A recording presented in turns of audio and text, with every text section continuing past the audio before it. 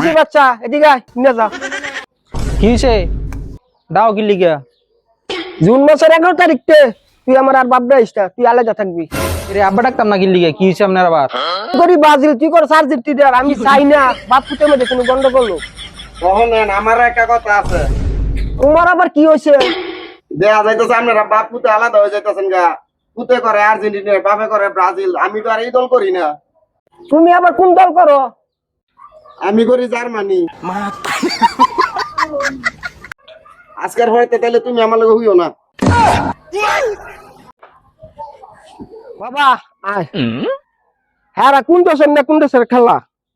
তোর দল তুই কর, আমার দল আমি করি, আমার বউর দল বউ করি, আমরা তিনজনে মিলামিশা চলি। আমার কথা তো এডই কোন দেশের না কোন দেশের খেলা বিন দেশের খেলা লইয়া আমগো দেশের মধ্যে মারামারি ঝগড়া করে লাভ আছে?